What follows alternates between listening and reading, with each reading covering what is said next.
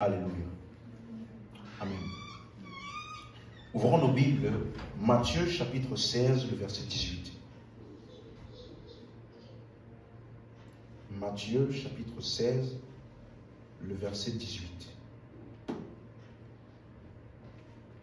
Nous sommes en train d'étudier le sujet « Pourquoi appartenir à une église locale et à y être engagé ?»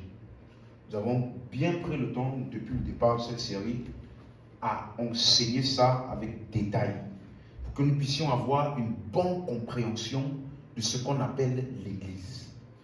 Parce que de plus en plus, lorsqu'on parle de l'Église, on s'est toujours habitué à que c'est un lieu où on vient, on écoute la parole, où il y a des activités. Mais malheureusement, beaucoup d'entre nous n'ont pas une notion assez claire de ce que c'est que l'Église et pourquoi appartenir à une Église et y être engagé.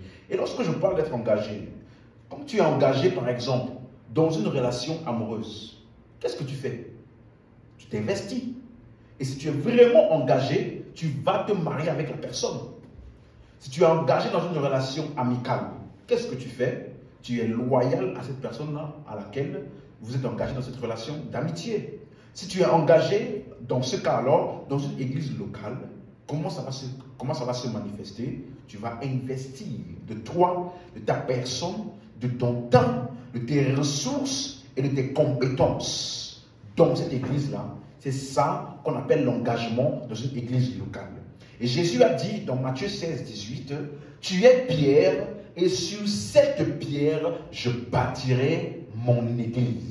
Et les portes du séjour des morts ne prévaudront point contre elle. » Et donc j'ai expliqué que le mot église, dans son étymologie grecque ecclésia, ça parle d'une assemblée, d'un rassemblement de ceux-là qui sont appelés, rassemblement de ceux-là qui sont membres de la famille de Dieu. Amen.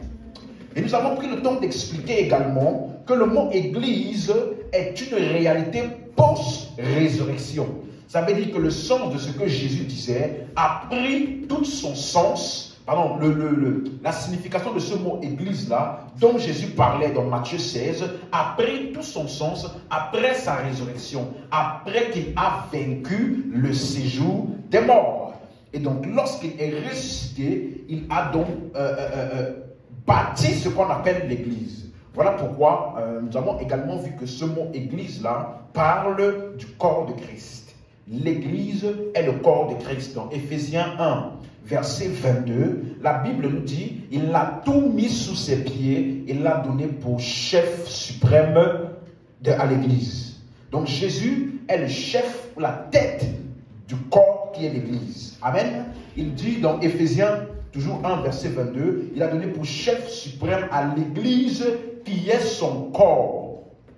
Donc l'église est le corps de Christ.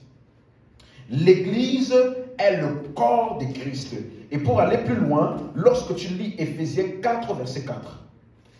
Éphésiens chapitre 4, le verset 4. Alléluia. Éphésiens 4, le verset 4. Qu'est-ce qu'il dit? Il y a un seul corps et un seul esprit, comme aussi vous avez été appelés à une seule espérance par votre vocation. Il y a quoi? Un seul corps et un seul esprit. C'est clair pour quelqu'un?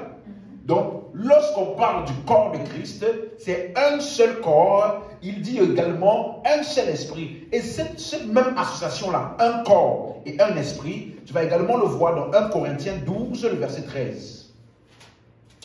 1 Corinthiens chapitre 12, le verset 13. Nous avons tous, en effet, été baptisés dans un seul esprit pour former un seul corps. C'est clair? Nous avons été baptisés dans quoi? Un seul esprit pour former un seul corps. Soit juif, soit grec, soit esclave, soit libre, nous avons tous été abreuvés dans un seul d'un seul esprit. Donc la réalité de l'esprit en nous, comme Jésus parlait du fait que si quelqu'un ne naît de nouveau, il ne peut entrer dans le royaume des cieux. Si quelqu'un ne naît d'eau, c'est-à-dire de l'esprit, il ne peut voir le royaume des cieux. Donc naître de nouveau, qui est naître de l'esprit, qui est croire en l'évangile, te confère d'être né de l'esprit, ou alors l'esprit de Dieu est devenu ta nature. Celui qui est né de la chair est chair, et celui qui est né de l'esprit est esprit. Donc, lorsque tu nais de l'esprit de Dieu devient ta nature et l'esprit de Dieu habite en toi. Et cette réalité d'un seul esprit qui est en nous tous te fait également comprendre que nous formons maintenant un seul corps. Voilà pourquoi l'apôtre Paul, il met l'accent sur un seul esprit, un seul corps. Si nous avons tous en nous le même esprit, alors c'est la garantie et c'est la preuve que nous appartenons tous au même corps. Est-ce que quelqu'un sait ça? Donc tu ne peux pas dire l'esprit de Dieu habite en moi, mais tu ne reconnais pas le corps de Christ. Tu ne peux pas dire je suis né de l'esprit, mais tu ne reconnais pas le corps de Christ. Nous sommes tous nés et nous avons été baptisés dans un seul esprit pour former un seul corps. Dis Amen. Amen. Voilà pourquoi l'apôtre Paul, donc, il utilise donc l'analogie du corps physique. Il utilise l'analogie du corps physique pour expliquer le fonctionnement et la nature de l'Église. Il dit un seul esprit pour former un seul corps. Donc ça veut dire que lorsque nous nous réunissions les uns les autres dans l'Église locale, nous sommes en train de démontrer notre appartenance au même corps. Démontrer notre appartenance à la même famille. Amen. Donc, le corps physique a été utilisé par Paul pour expliquer notre nature et le fonctionnement de l'Église. Lisons un verset, toujours dans 1 Corinthiens 12, verset 19. Si tous étaient un seul membre, où serait le corps? Si tous étaient un seul membre, où serait le corps? Il va plus loin. Maintenant donc, il y a plusieurs membres et un seul corps. Donc il utilise l'analogie du corps physique. Le corps physique là, ce n'est pas un seul membre, mais c'est un seul corps. Il y a un seul corps et plusieurs membres. Et chacun des membres sont liés les uns avec les autres et fonctionnent les uns avec les autres. Est-ce que vous suivez? Donc, il est en train de dire qu'il n'y a pas qu'un seul membre. Parce que si tout le corps était un seul membre, ce ne serait pas le corps. Amen, on suit? Il va encore plus loin au verset 20. Maintenant, donc, il y a plusieurs membres et un seul corps. Verset 21. L'œil ne peut pas dire à la main, je n'ai pas besoin de toi. Ni la tête dit aux pieds, je n'ai pas besoin de vous. Mais bien, plutôt, les membres du corps qui paraissent être les plus faibles sont nécessaires. C'est vraiment nécessaire. Donc ça veut dire que dans le corps que nous avons là, tous n'ont pas la même fonction. Et il y a des fonctions qui semblent être moins nécessaires que d'autres. Pardon, qui semblent être... il a employé un terme là. Il a dit paraissent les plus faibles. Donc il y a des membres qui peuvent paraître être les plus faibles, mais ils sont nécessaires. Quelqu'un sait ça? Verset 23. Et ceux que nous estimons être les moins honorables du corps, nous les entourons d'un plus grand honneur. Ainsi, nos membres les moins honnêtes reçoivent le plus d'honneur. C'est pas vrai? Il y a des membres de ton corps qui sont plus honorables que d'autres, bien qu'ils semblent être les plus faibles. Il y a des membres de ton corps que tu caches. Hein? Ceux qui sont, il appelle ça les moins honnêtes. On les couvre d'un plus grand honneur. Vous suivez ça? Verset 24. Tandis que ceux qui sont honnêtes n'en ont pas besoin. Dieu a disposé le corps de manière à donner plus d'honneur à ceux qui en manquaient. 25. afin qu'il n'y ait pas de division dans le corps, mais que les membres aient également soin les uns des autres. Verset 26. Et si un membre souffre, tous les membres souffrent avec lui. Si un membre est honoré, tous les membres se réjouissent avec lui. Il a fini d'expliquer le corps physique. Maintenant, verset 27, il dit quoi? Vous maintenant, vous êtes le corps de Christ et vous êtes ses membres, chacun pour sa part. Est-ce que vous avez suivi? Il est en train d'expliquer de la même manière que ton corps physique, chacun fonctionne l'un avec l'autre. Chacun a besoin l'un de l'autre.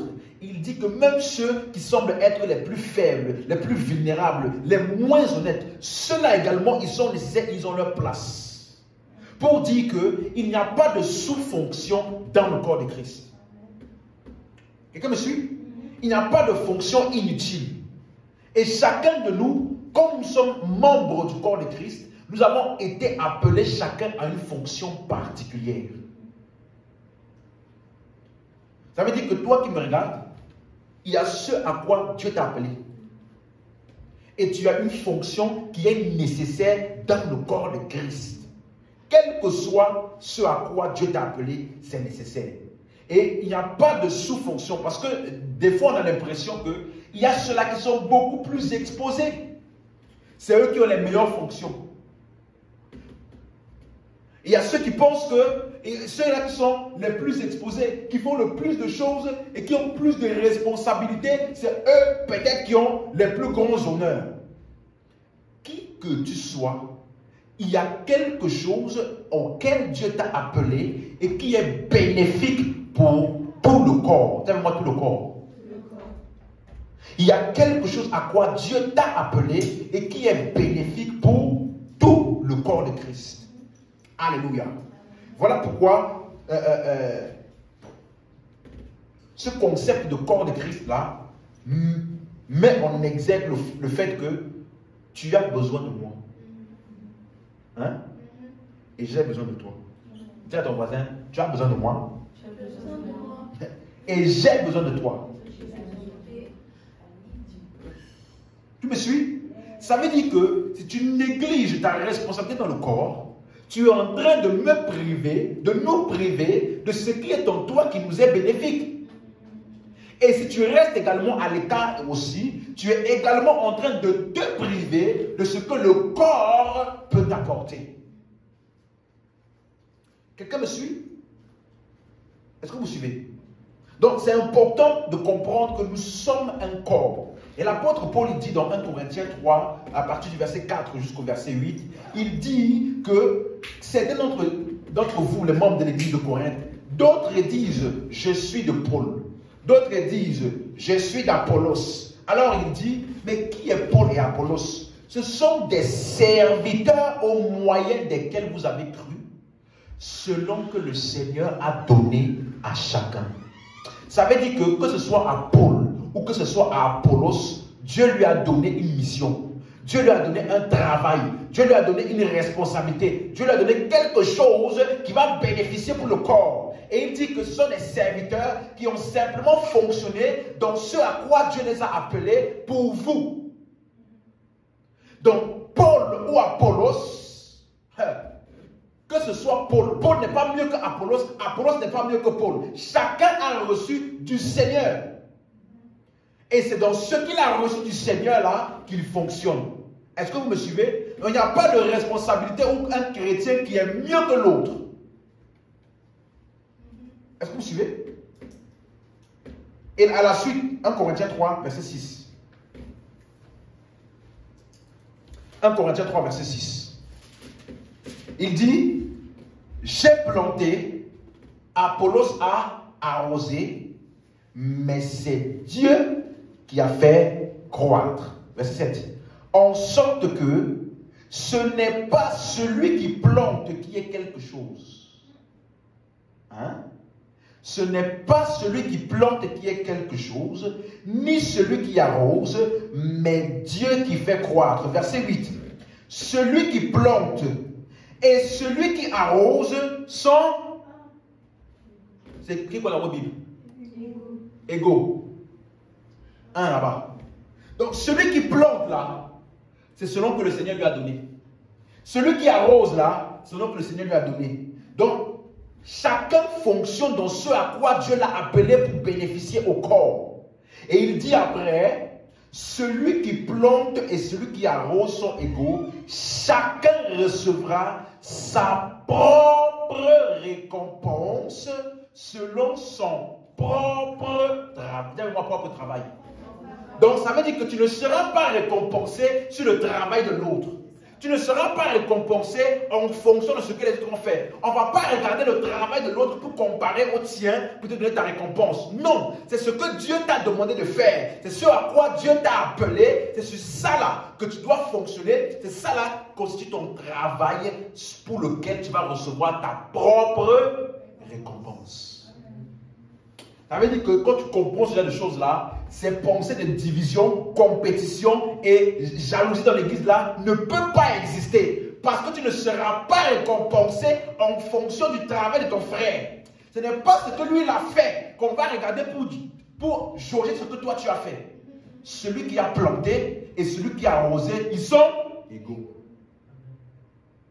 Amen. Les deux là sont égaux. Ça veut dire que ce qu'on va jauger pour ta récompense est ce à quoi Dieu t'a appelé. Pour jauger à quel point tu travailles dans l'œuvre à laquelle ce qui va te permettre de jauger à quel point tu travailles dans l'œuvre à laquelle tu t'appelles là, c'est ce que Dieu t'a demandé de faire. Il dit, qui est Paul? Qu'est-ce que Apollos? Des serviteurs au moyen desquels vous avez cru, selon que le Seigneur a donné à chacun. Donc chacun d'entre nous, le Seigneur t'a donné quelque chose. Il t'a donné quelque chose pour le corps. Et c'est par rapport à cette chose qu'il t'a donné là on va juger ta récompense. Donc ne fais jamais l'erreur d'être comme cela. Mais en fait, tout le monde fait ça. Moi aussi, je fais. Ce n'est pas collectif. En termes de ton travail pour le corps. Ce que Dieu t'a donné pour le corps est spécifique à toi. Et c'est basé sur ça que tu auras il a bien employé le mot, sa propre récompense. Selon son propre travail. Donc chacun de nous a un propre travail à accomplir sur la terre. Et c'est basé sur ça que tu seras récompensé. Vous me suivez? Alléluia. Donc, nous sommes le corps de Christ. Et l'analogie de ce corps-là, c'est pour montrer que nous fonctionnons en harmonie les uns et les autres pour l'utilité commune du corps. La tête ne peut pas dire à la bouche ou alors aux pieds, je n'ai pas besoin de toi. C'est ce qu'on a vu, n'est-ce pas? Donc la tête là, même si elle semble être éloignée du pied, la tête a besoin du pied. Et les pieds ont besoin de la tête. Donc ça veut dire que un corps sans pied est un corps diminué. Un corps sans pied est un corps diminué. Ça veut dire qu'il est restreint dans ce qu'il peut faire. De la même manière également, nous aussi, nous sommes tous membres du corps de Christ. Donc quand tu es pleinement actif et investi dans ce à quoi Dieu t'appelle là, tu es en train de travailler pour le corps de Christ, pour l'utilité commune, et c'est sur ça que tu seras récompensé. Mais si tu ne fais pas ça, tu es en train de priver le corps de quelque chose qui lui permettra d'avancer encore plus loin. Quelqu'un me suit? Quand tu comprends ça, tu ne peux pas rester chez toi. Tu ne peux pas être satisfait d'être chrétien par toi seul et il n'y a pas de résultat qui sort de ta vie pour bénéficier au corps. Amen. Donc, ce qu'on appelle, on a vu ça, les 4 thèmes dans les épîtres de Paul, sotériologie, pneumatologie, Eschatologie, ecclésiologie. Et l'ecclésiologie, c'est donc qui est l'étude de l'église là? C'est l'étude des relations surnaturelles. Comment est-ce que nous sommes liés les uns et les autres et comment nous fonctionnons les uns avec les autres pour l'utilité commune, pour l'édification commune. C'est ça qu'on appelle l'église. Donc, quand on parle de l'église, on parle des relations surnaturelles. Dites-moi, relations surnaturelles. Donc, quand tu entends église, ça parle des relations surnaturelles. Parce qu'on n'est pas lié physiquement par des liens de sang ou d'ADN, mais nous sommes liés par une liaison qui est éternelle. Vous me suivez? Parce que l'esprit, nous avons été baptisés où? Dans un seul esprit pour former un seul corps. Donc nous sommes liés. Le lien qui nous lie là, c'est l'esprit. Or, l'esprit est éternel. C'est pourquoi c'est une relation surnaturelle. Amen.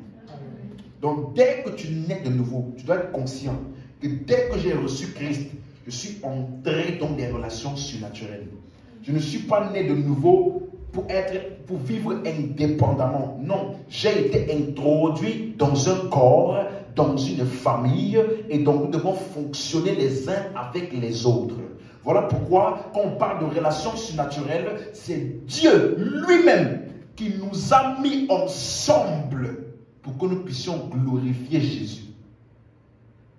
Il nous a mis ensemble pour que nous puissions glorifier Jésus. Voilà pourquoi, quand tu lis Éphésiens 4, verset 8, il dit, en étant monté, lui qui est monté en haut, il a emmené les captifs et il a fait des dons aux hommes. Donc Jésus, en allant au ciel, après sa résurrection, il a fait quoi? Des dons aux hommes. Donc, il a fait des dons aux hommes. Il avait déjà donné l'esprit. N'est-ce pas? Il avait déjà donné sa vie. Il avait accompli l'œuvre parfaite. Mais si c'était suffisant, il n'aurait pas besoin de faire des dons aux hommes. Et quels sont les dons qu'il a fait? Il a donné les uns comme apôtres, les autres comme prophètes, les autres comme évangélistes, et les autres comme pasteurs et docteurs pour le perfectionnement des saints, en vue de l'œuvre du ministère et l'édification du corps de Christ. Regardez la relation qu'il a établie. Christ qui est la tête. Et rappelez-vous, quand on parle de Christ qui est la tête et nous sommes le corps là, ce n'est pas la tête-ci. Vous vous rappelez? La tête, c'est le mot grec képhale qui veut dire source. Nous sommes tous sortis de lui. Il est le premier-né, le prototype. C'est clair pour quelqu'un? Donc, quand on dit non, regardez le lien. Christ, il est la tête, la source. Ensuite, il y a tous les saints. Mais parmi les saints là, il y a ce qu'on appelle les dons de Christ pour l'église, ou alors apôtres, prophètes, évangélistes, pasteurs et docteurs, pour le perfectionnement des saints. Donc ça, c'est déjà une relation de liaison. Ça veut dire que pour tous les saints, il y a un don de Christ pour qu'ils soient perfectionnés. Donc, dès que tu nais de nouveau, suis-moi, dès que tu nais de nouveau, il y a quelqu'un qui a été appointé, établi pour ton perfectionnement. Donc c'est à toi d'être sensible, et Dieu qui habite en toi, il va te conduire à toi d'être sensible pour reconnaître celui qui a été établi pour te bâtir et pour te faire grandir, afin que toi aussi à ton tour, tu puisses être perfectionné pour l'œuvre du ministère et que tu participes à l'édification du corps de Christ. Donc ça veut dire que si tu faillis à la reconnaissance de ceux-là qui sont censés te perfectionner, tu ne pourras pas être utile au corps de Christ. Quelqu'un suit? Si tu faillis à reconnaître celui ou ceux qui doivent te perfectionner, tu ne pourras pas être bénéfique au corps de Christ. Parce que c'est lorsque les saints sont perfectionnés qu'il y a l'œuvre du ministère et l'édification du corps de Christ. Relation surnaturelle. Amen. Quelqu'un suit ça? Non? Et je vais aller un peu plus loin. Finissons d'abord cette partie. Donc il dit, pour le perfectionnement des saints en vue de l'œuvre du ministère. Et j'ai commencé à expliquer que l'église locale donc est la stratégie de Dieu pour détruire en toi ce qu'on appelle l'égoïsme. Un membre du corps qui est indépendant et qui vit pour lui, on appelle ça l'égoïsme. Or, il appartient à un corps. Donc, c'est anormal pour un membre d'un corps de fonctionner seul. Vous me suivez? Mais nous sommes dans un monde où fonctionner seul là et être égoïste là est la base même du fonctionnement du monde. Paul dit, ne vous conformez pas au siècle présent, mais soyez transformés par le renouvellement de l'intelligence. J'ai une question. Est-ce que Paul aurait pu dire ça s'il n'était pas possible pour des chrétiens de se conformer au siècle présent? Hein? S'il ne l'aurait pas dit, il n'aurait pas eu à dire ça. S'il dit ça, ne vous conformez pas. Ça veut dire que si tu ne fais pas attention, tu vas te conformer. Or, la Bible dit, n'aimez pas les choses qui sont dans le monde. Parce que les choses qui sont dans le monde, c'est quoi? L'orgueil de la vie, la convoitise des yeux, la convoitise de la chair. La convoitise là, c'est le désir d'assouvir mes désirs personnels au détriment des autres. Vous suivez ça? C'est comme ça que le monde fonctionne. Et nous sommes dans le monde. Vous suivez? Donc, la stratégie de Dieu pour que ce qui est dans le monde là ne fonctionne pas à ton égard et que tu ne sois jamais conformé à ça, c'est l'église locale. Parce que dans l'église locale, tu vas fonctionner dans ce qu'on appelle l'altruisme. Tu vas vivre et être utile pour les autres. Est-ce que vous savez que le fondement même de la vie chrétienne est basé sur l'altruisme? Parce que Dieu lui-même, il n'a pas fait ce qu'il a fait pour lui. Il a vu les hommes dans une condition dans laquelle ils étaient incapables de se sauver. Alors, il s'est donné lui-même pour sauver les hommes. Ça, c'est quoi? Altruisme, sacrifice. Donc, la base même du christianisme, c'est l'altruisme. Et donc, lorsque tu reçois Christ, la Bible dit, l'amour de Dieu est déversé dans nos cœurs par le Saint-Esprit. Rappelez-vous, un seul esprit, un seul corps. Donc, l'esprit, là, maintenant, il met en toi l'amour pour le corps. Tu commences à vivre pour les autres. Et cet amour pour les autres-là est démontré par ton engagement à l'église locale. Ton engagement où tu te rends disponible pour servir les frères et les sœurs. Est-ce que vous suivez? Quelqu'un qui n'aime pas l'engagement, ça veut dire que, vous savez, il y a des chrétiens là, ils peuvent venir dans une église pendant 1 mois, 2 mois même, ou 3 mois, pas plus. Ils n'arrivent pas à se poser. Vous savez ça? Ils ne savent pas se poser là, quelque part. Non. Il reste là pendant quelques temps. Après, dès qu'il est fatigué, il change. Après, dès qu'il est fatigué, il change. Quelqu'un qui n'arrive pas à se poser et s'engager, c'est parce qu'en lui, là, il y a encore un problème d'égoïsme. Rappelez-vous, celui qui se tient à l'écart, Proverbe 18, 21, il recherche ce qui lui plaît. Quand tu vois quelqu'un qui se met à l'écart, c'est parce qu'il y a des choses qui lui plaisent et qui sont incompatibles avec l'association commune. Parce que dans l'association commune, ce n'est pas ce qui te plaît, c'est ce qui est pour l'édification commune, pour l'utilité commune. Donc la stratégie de Dieu là, pour détruire en nous, arracher de nous l'égoïsme, c'est l'engagement dans l'église locale. Où tu sais les autres, tu arrives plus tôt, tu ne te préoccupes pas, mais est-ce que si j'arrive plus tôt là, est-ce que c'est pour mon bien? Non, quand tu arrives plus tôt, tu viens plus tôt. Pourquoi? Tu ranges tout. Pour que quand les autres vont arriver, ils seront à l'aise. Vous voyez? Vous voyez? Tu pars, on t'enseigne sur la prière. Et la prière qu'on t'enseigne là, ce n'est pas toujours pour prier pour toi. En grande partie, même, c'est pour les autres.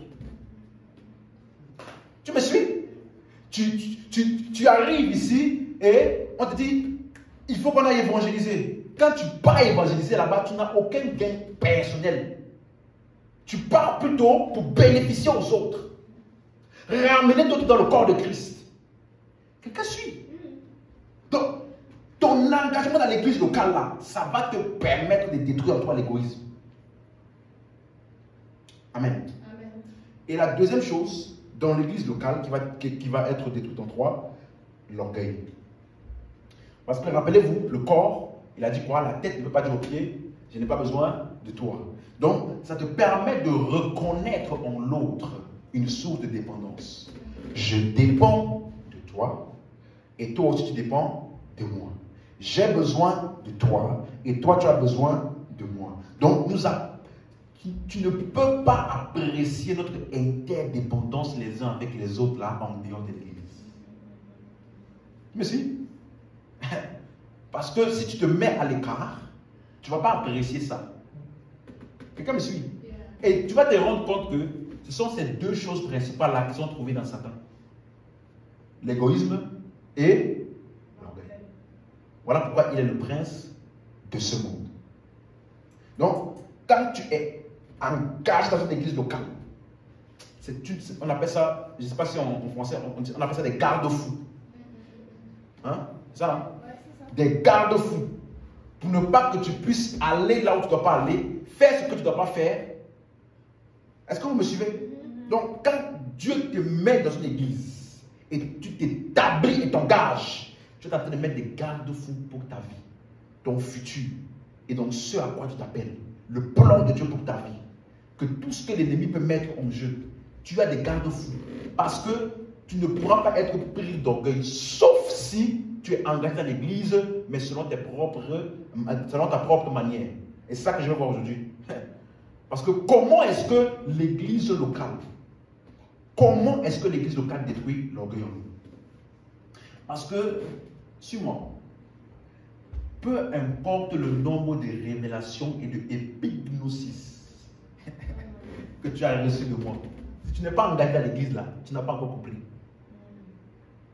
Quelqu'un ici?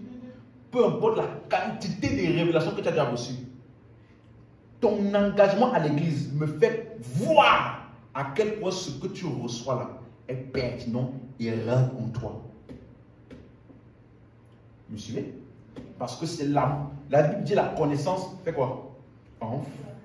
Mais l'amour édifie. Donc une connaissance qui ne produit pas le désir d'édifier les autres est une mauvaise connaissance. Une connaissance mal acquise. Parce que la véritable connaissance de Christ produit en toi le service. Vous me suivez? Quelqu'un me suit? Donc, si après avoir reçu tout ce que tu as reçu là, tu n'es pas plus engagé qu'avant, ça veut dire que tu es en train de faire une accumulation d'informations. Mais pas la croissance spirituelle. Vous vous rappelez quand j'ai mentionné dessus? Il y a une différence entre l'accumulation d'informations et la croissance spirituelle. Amen. Amen. Donc, voyons voir ça. Comment est-ce que l'église locale détruit l'orgueil en l'homme? 1 Thessaloniciens, chapitre 5, verset 12. 1 Thessaloniciens, chapitre 5, verset 12.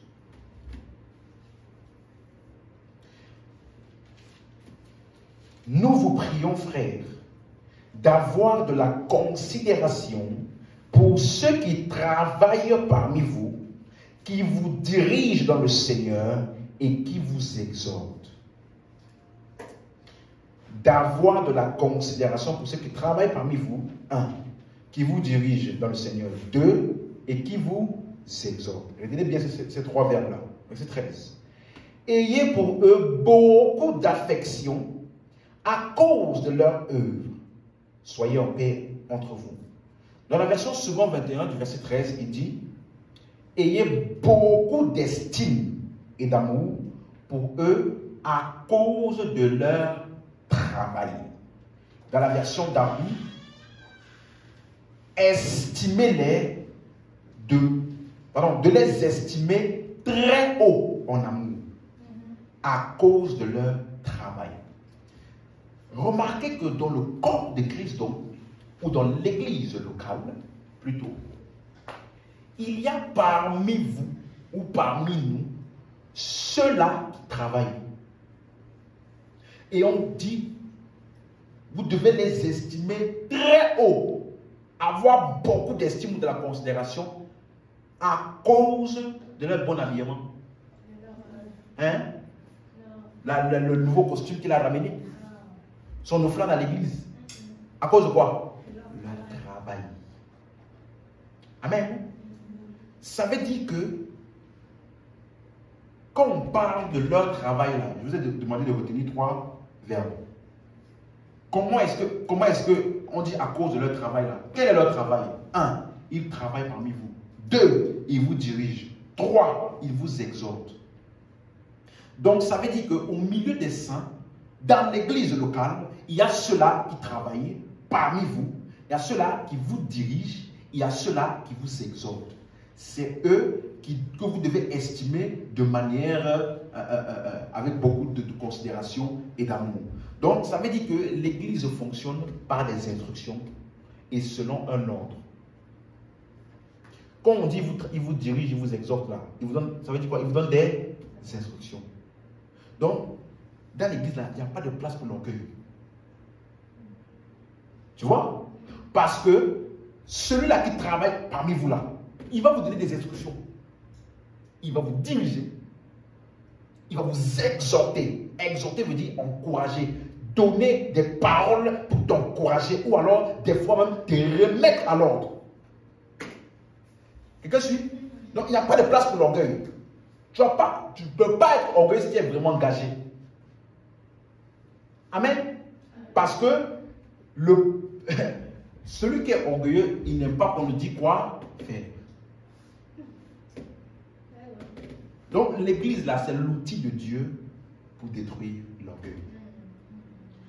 Ceux qui travaillent parmi vous, pas chacun chez eux. Pas chacun chez eux. Donc si tu n'es pas dans l'église, il y a personne qui va travailler parmi vous.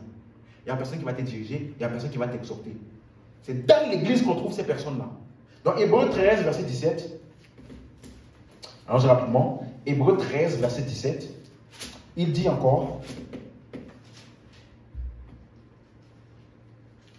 on va lire. Oui, c'est ça. Obéissez à vos conducteurs. Qu'est-ce que c'est ça? Obéissez à vos conducteurs et ayez pour eux de la déférence. On est dans la version Semeur dimanche dernier. Soumettez-vous à eux. Donc, ayez pour eux de la déférence. Dans la version Semeur, c'est soumettez-vous à eux. Car ils veillent sur vos âmes. Version Semeur, ils veillent sur vous constamment. Comme devant en rendre compte. Qu'il en soit ainsi, afin qu'ils le fassent avec joie et non en gémissant, ce qui ne vous serait d'aucun avantage. Donc il dit, obéissez à vos conducteurs. Où est-ce que tu trouves les conducteurs là? Suivez? Donc, suis bien ce qu'il veut dire maintenant. Ça veut dire que ce passage-là qui dit, les fils de Dieu sont conduits par l'Esprit de Dieu. Quelqu'un a déjà lu ça? On n'a jamais lu ça. Comment on a dit ça? Romains 8, 14. Les fils de Dieu sont conduits par... C'est bien ce que je veux dire maintenant. Bien, c'est bien. Ça veut dire que, quand ce passage parle de les fils de Dieu sont conduits par l'Esprit de Dieu, ça veut dire aussi que l'Esprit de Dieu en te conduisant ne va pas toujours te conduire directement.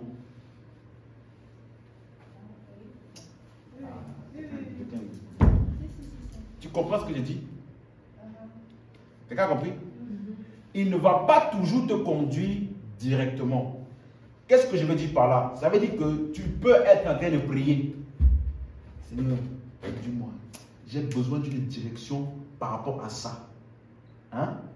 Et je l'ai déjà dit ici que nous là, on ne prie pas pour être conduit. N'est-ce pas? Vous vous rappelez? Donc, quand Dieu te conduit là, ça ne sera pas toujours directement. En te donnant, j'ai entendu une voix, j'ai eu une vision, j'ai eu une extase. Ce ne sera pas toujours le cas. J'ai eu le témoignage intérieur. Ça ne sera pas toujours le cas. Vous me suivez? Il y a des fois où Dieu va te conduire par ce qu'on appelle les conducteurs.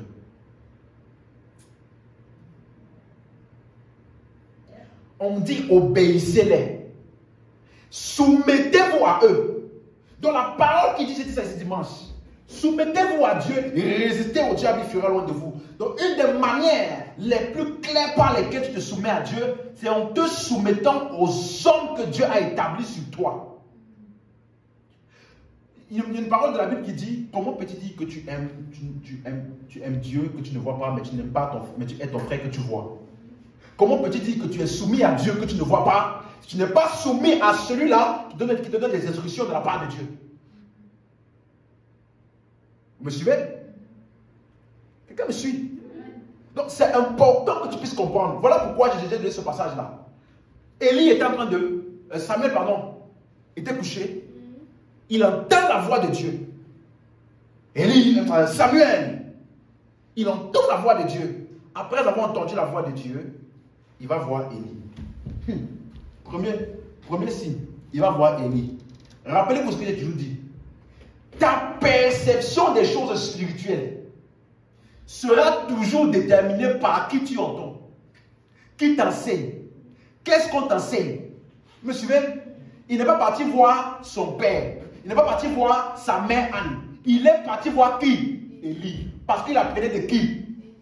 Donc ça veut dire que ta perception spirituelle va toujours être influencée par ce que tu apprends. Quelqu'un dit ça? Donc, il y a des choses que j'ai déjà reçues avant et après avoir compris certaines choses. Et mon interprétation n'a jamais été la même. Des deux manières. Vous suivez? En fonction de la compréhension que j'avais et que j'ai maintenant, je comprends que ce que j'avais vu et expérimenté là n'était pas ce que j'avais compris. Raison pour laquelle il y a beaucoup qui sont frustrés. Quelqu'un me suit? Donc, ta perception sera toujours influencée par ce que tu apprends et de qui tu apprends. Amen. Mais maintenant, Samuel, il va voir qui? Élie. Et je m'étais posé la question, pourquoi est-ce que Dieu ne lui a pas dit, c'est moi? Puisqu'il a donné déjà Dieu, pourquoi Dieu n'a pas dit, c'est pas Élie, c'est moi?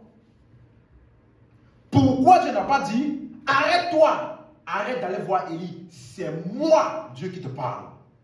Dieu n'a pas fait ça. Il a laissé aller se tromper. Tu m'as appelé, il est revenu. Dieu ne dit pas, ne repars plus là-bas, c'est moi qui t'ai appelé. Samuel.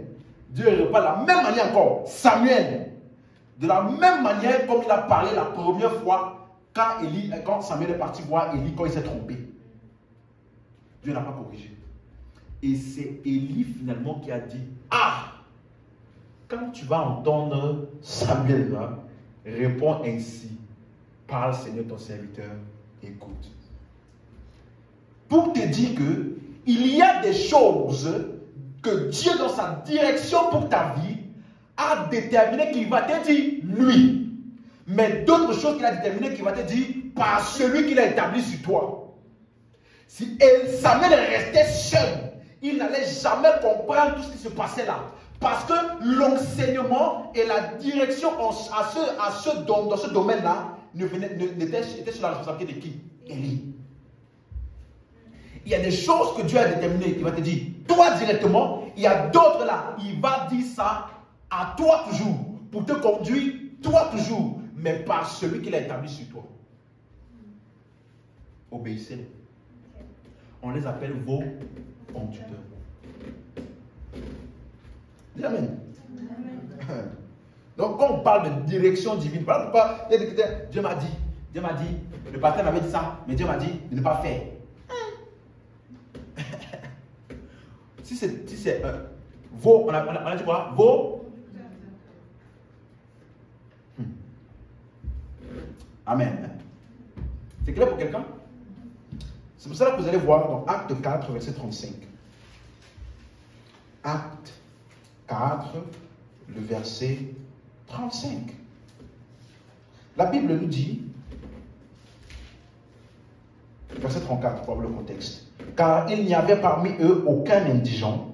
Tous ceux qui possédaient des champs ou des maisons les vendaient, apportaient le prix de ce qu'ils avaient vendu, 35, et déposaient aux pieds des apôtres, et l'on faisait des distributions à chacun selon qu'il en avait besoin. Donc ils ont pris le prix de ce qu'ils ont vendu, ils ont déposé aux pieds des apôtres. Verset 36. Joseph, surnommé par les apôtres Barnabas, ce qui signifie fils d'exhortation, lévite originaire de Chypre, vendit un champ qu'il possédait, apporta l'argent et le déposa aux pieds des apôtres. Quand tu vois cette expression-là, déposer aux pieds des apôtres, ne pense pas qu'ils ont pris l'argent, ils sont venus comme ça, mis aux pieds. Non, c'est une expression qui veut parler, ils ont disposé cet argent-là sous l'autorité des apôtres. C'est les apôtres qui ont décidé quoi en faire. Vous suivez? Quand on dit par exemple, il a tout mis sur les pieds, il a donné comme chef suprême à l'église, il a tout mis sur ses pieds en parlant de Jésus. Il a tout mis sur ses pieds, donc il a dit à Jésus, oh Jésus, soulève ton pied, je vais mettre en bas. Est-ce que c'est ça que ça veut dire? Non, il a mis toutes choses sur ses pieds, ça veut dire que toute chose est sous l'autorité de Jésus-Christ. Donc, quand ils ont pris, chacun achetait, vendaient leurs biens, ils amenaient le prix aux pieds des apôtres. Ça veut dire que c'est un signe de soumission. Ils ont soumis tout ce qu'ils avaient eu comme bénéfice de la vente de leurs biens, ils ont mis cela aux pieds ou sous l'autorité des apôtres. Donc ce n'est pas j'achetais et chacun vient, ah dis-moi frère, tu as besoin, prends. Toi aussi, ça tu as besoin, prends. Un autre frère vient aussi, il achète, il vend aussi son truc. Tu as besoin, prends. Ce n'était pas des ordres. Il y avait de l'ordre. Rappelez-vous, c'est comme ça que Dieu détruit l'orgueil dans le cœur des hommes. Quelqu'un me suit? Donc dans le royaume de Dieu, là, les gens n'émergent pas comme ça de nulle part. Voici une trace de comment est-ce que Barnabas a émergé. C'était quelqu'un qui était reconnu dans l'église primitive pour son service et sa loyauté. Au point où il a même pris ses biens, c'est pour montrer à quel point il était investi dans l'église locale pour le bénéfice des frères et des sœurs. Même dans Acte 6, lorsque les femmes se plaignaient, les veuves, pardon, elles se plaignaient qu'elles étaient négligées. Ce sont les apôtres qui sont venus, qui ont dit, choisissez parmi vous sept hommes qui vont s'occuper de cette tâche-là. Ce n'est pas les veuves sont pleins, après 2-3 frères sont venus, ok, vous vous plaignez pourquoi? Ah, c'est ça, ok, on va gérer ça nous-mêmes. Vous voyez? L'église, là, son fonctionnement est fait de telle sorte que ça fonctionne par des instructions. Il y a un ordre. Et donc, si tu es orgueilleux, c'est le bon endroit pour que l'orgueil là soit extirpé de toi. Parce que tu vas recevoir des instructions. Vous me suivez? Ça veut dire que Dieu ne fonctionne pas avec les rebelles. Parce que si tu es rebelle, tu ne vas pas pouvoir être bénéfique aux autres. Les instructions qu'on va donner, on dit tout le monde jeûne. Tout le monde évangélisation. Toi, c'est le jour de l'évangélisation là. Quand tu te dis, j'ai envie de méditer la parole. On dit maintenant, tout le monde venez écouter la parole à l'église. Toi, celui-là te dit, non, j'ai envie d'évangéliser. En fait, en réalité, tu fonctionnes dans la rébellion ou alors dans l'orgueil. Vous me suivez? Mais si tu es engagé dans l'église, dans le corps où nous sommes réunis là, même lorsque ce n'est pas ce qui te plaît, tu vas dans le sens. Et c'est comme ça que Dieu travaille en toi pour détruire l'orgueil. Parce que dans chaque assemblée, suis-moi maintenant, Dieu établit toujours un homme.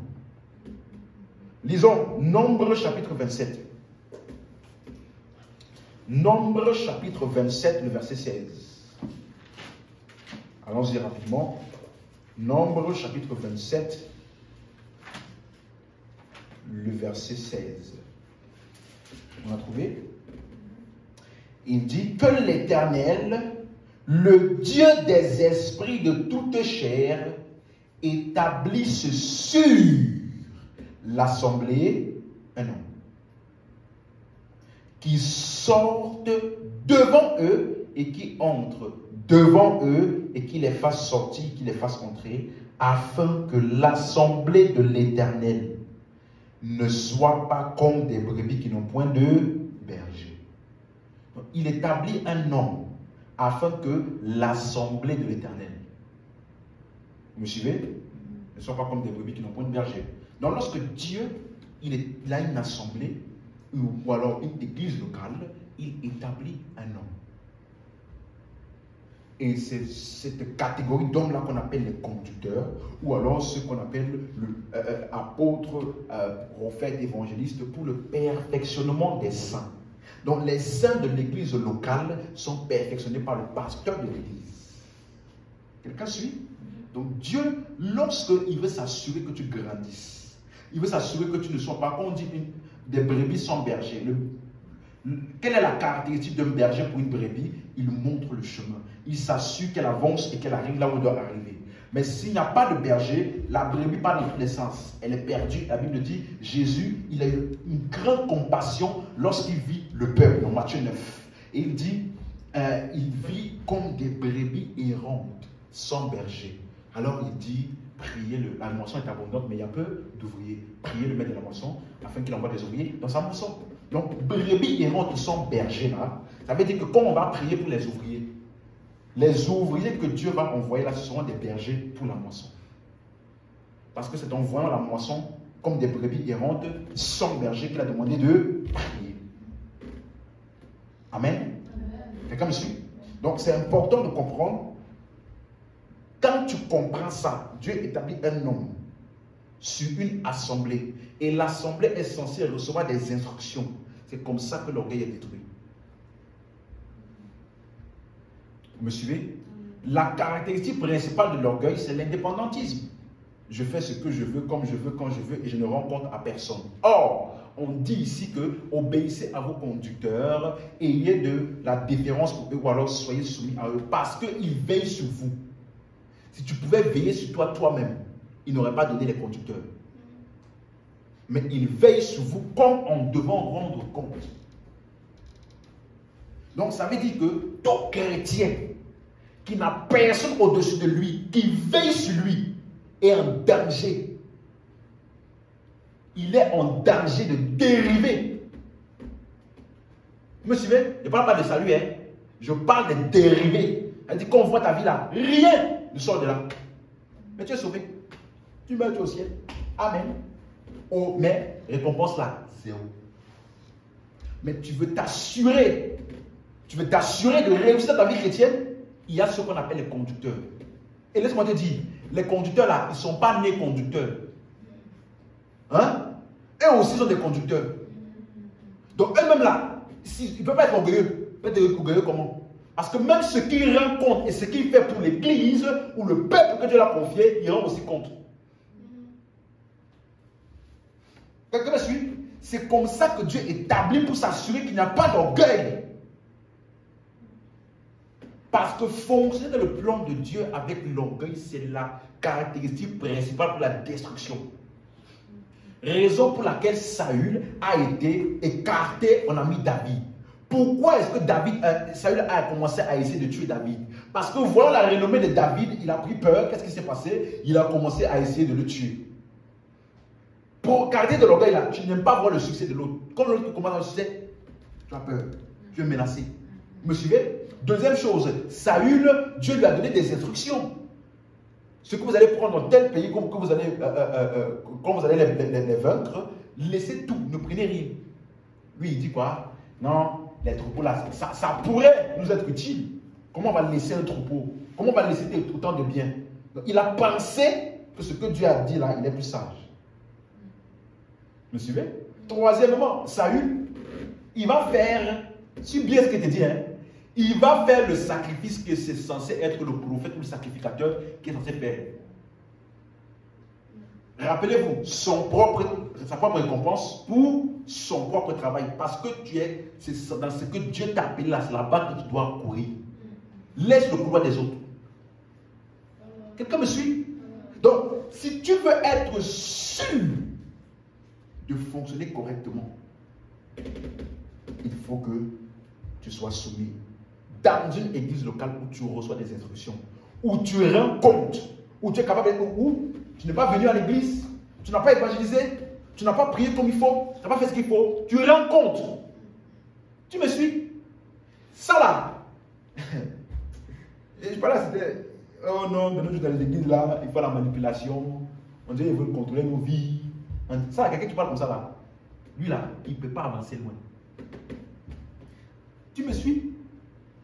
Parce que ton enfant, si tu as un enfant, hein, quand il est bébé là et qu'il doit commencer à grandir là, tu le laisses comme ça? Non. Il fait ce qu'il veut. Quand tu dis à telle heure tu dois être à la maison, c'est la manipulation? Non. Hein? C'est quoi?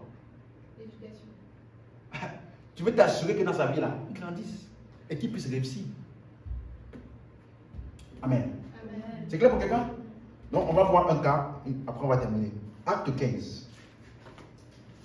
Acte 15. Alléluia. Amen.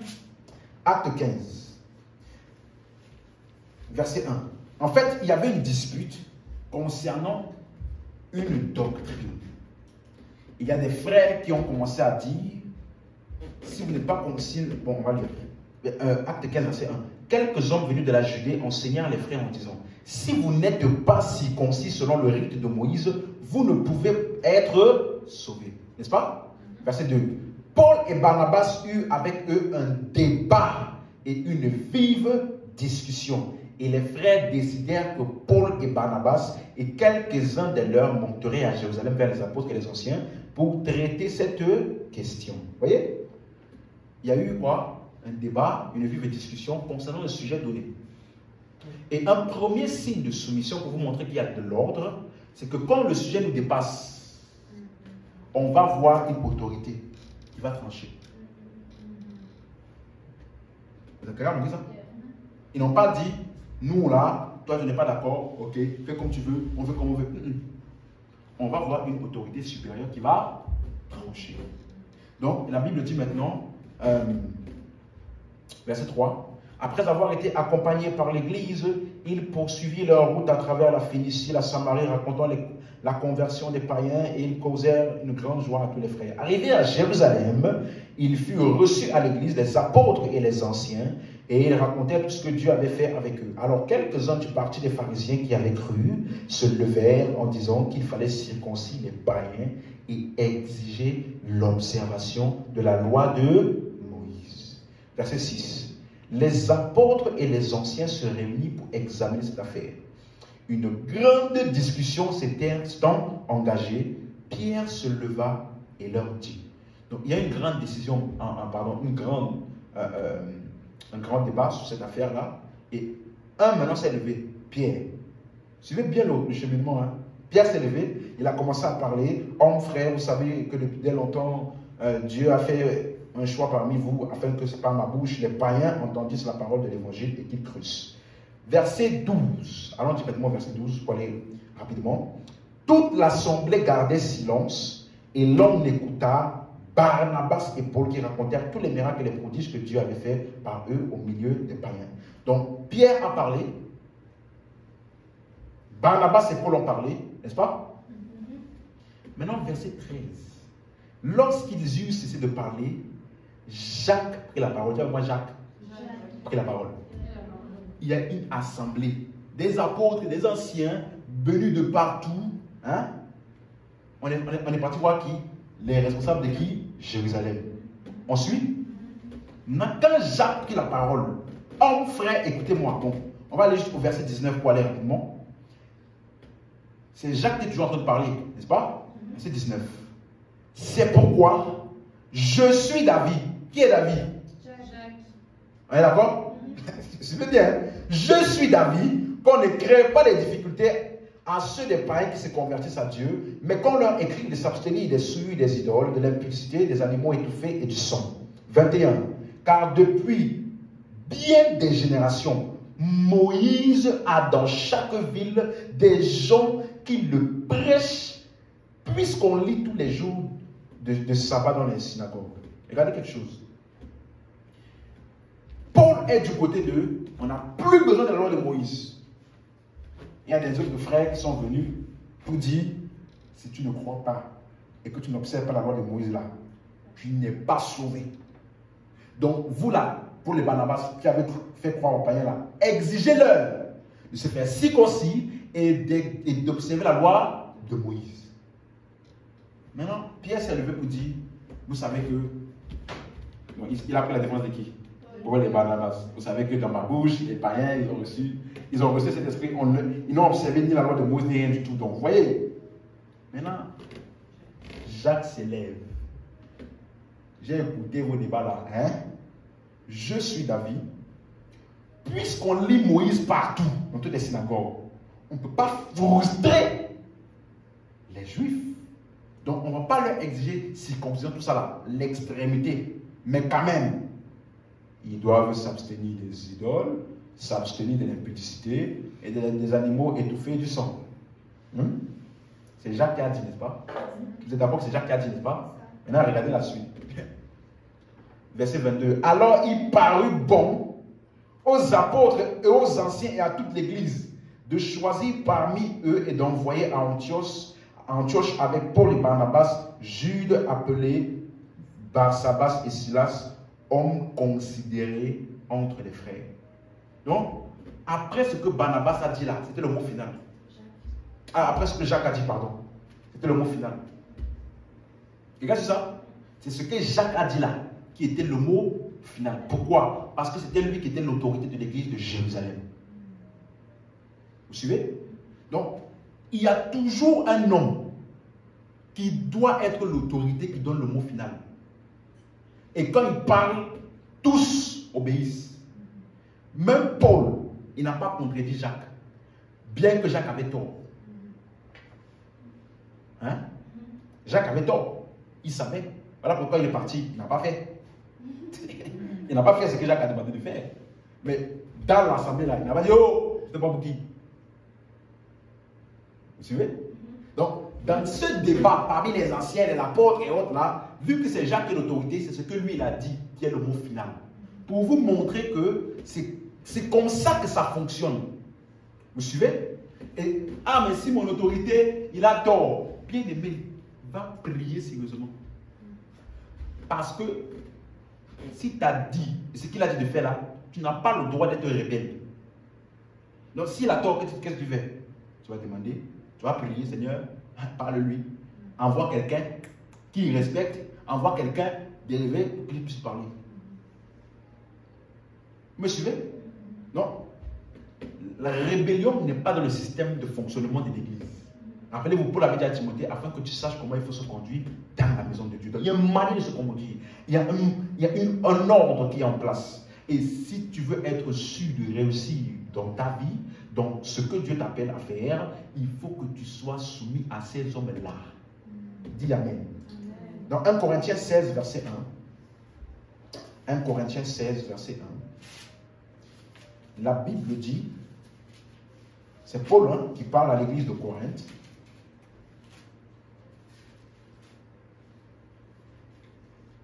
1 Corinthiens 16, verset 1. Pour ce qui concerne la collecte en faveur des saints, qui parle? Paul. C'est Paul, n'est-ce pas? À l'église de Corinthe. Ok. Pour ce qui concerne la collecte en faveur des saints, agissez aussi comme je l'ai ordonné aux églises de Galatie. Est-ce qu'il a dit agissez aussi comme j'ai demandé votre avis? Non. Comme je vous ai supplié? Non. Comme je l'ai ordonné. Parce que, rappelez-vous, l'église locale fonctionne avec des instructions. Amen. Donc Philippiens 2, verset 5 pour terminer. Ayez en vous les sentiments qui étaient en Jésus-Christ, lequel, existant en forme de Dieu, n'a point regardé comme une proie à arracher d'être égal avec Dieu, mais s'est dépouillé lui-même en prenant une forme de serviteur, en devenant semblable aux hommes, et ayant paru comme un simple homme, il s'est humilié lui-même, se rendant obéissant jusqu'à la mort, même jusqu'à la mort de la croix. Il s'est humilié. Comment est-ce que Jésus a été humble? Parce qu'on vous dit, ayez les mêmes sentiments en vous que ceux qui étaient en Jésus. Et si tu lis même le contexte, donc verset 3, vous allez voir qu'il parlait effectivement de l'humilité dans ce contexte-là. Verset 3. Ne faites rien par esprit de parti ou par vaine gloire, mais que l'humilité vous fasse regarder les autres comme étant au-dessus de vous-même. Que chacun de vous, au lieu de considérer ses propres intérêts, considère aussi ceux des autres. Donc il parlait de quoi? L'humilité. Il a maintenant pris l'exemple de qui? Jésus-Christ. En disant quoi? Il s'est humilié. Comment est-ce qu'il a manifesté son humilité? En se rendant obéissant jusqu'à la mort, même la mort de la croix. Donc, la caractéristique de l'humilité, là, l'obéissance. Qu'est-ce que c'est? L'obéissance. Donc, l'humilité, ça veut dire, indépendamment de ton statut, de ton âge, de tes finances, de ton bagage financier, à quel point tu as beaucoup d'argent ou pas, indépendamment même de ton âge, tu suis la volonté de Dieu et tu obéis aux instructions. Amen. C'est clair pour quelqu'un?